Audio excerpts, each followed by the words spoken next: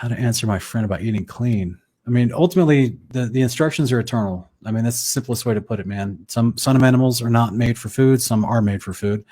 And Leviticus 11 and Deuteronomy 14 lists off which ones are which, right? So it helps us. And those instructions were absolutely expressed to Adam as well, and were passed down to the other patriarchs. This is why Noah, he knew which ones to use for the sacrifice here in Genesis 8 and 9, which ones would be 7 pairs of clean, 2 pairs of unclean to bring on the boat in the flood form.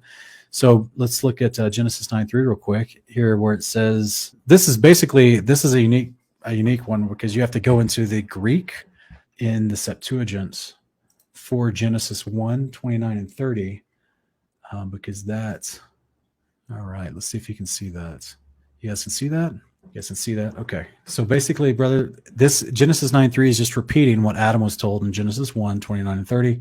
And if you look in the actual Greek, because remember, as we've tried to express a whole bunch here at Kingdom in Context, this is, I think this is it.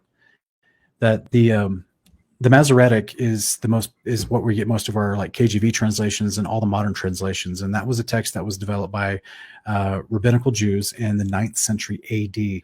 But 1,000 years before that was the Septuagint translation, which is the Greek, and that was developed in the 2nd century BC.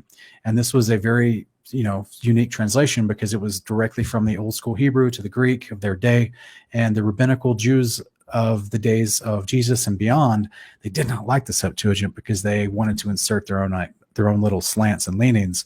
So I'm actually going to be talking about some of this stuff in greater detail in some of my rebuttals tomorrow night with Zen.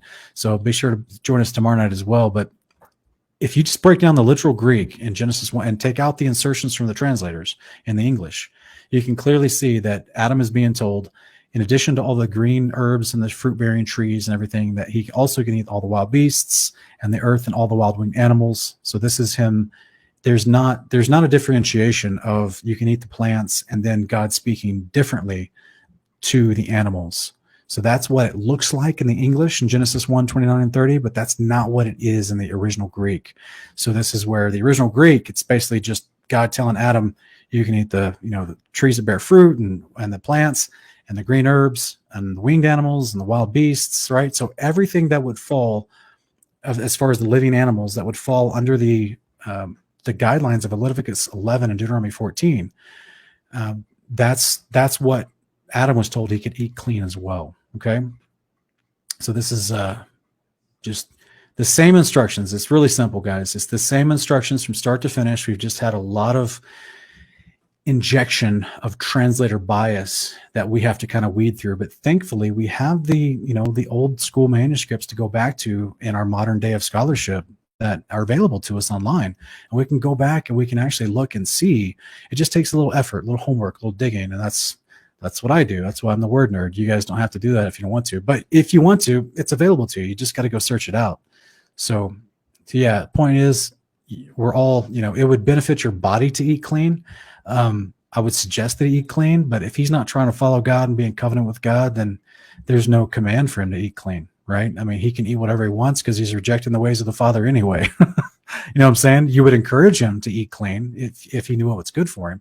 But, I mean, it's definitely, it's wisdom to eat clean. It's wisdom not to eat bats, not to eat mice, not to eat pigs. But it's one of those deals where he may not feel like he wants to abide by those instructions because he doesn't respect the Creator. But if he does respect the Creator, then I would 100% tell him to take seriously what Noah followed, which was he knew the difference between clean and unclean animals.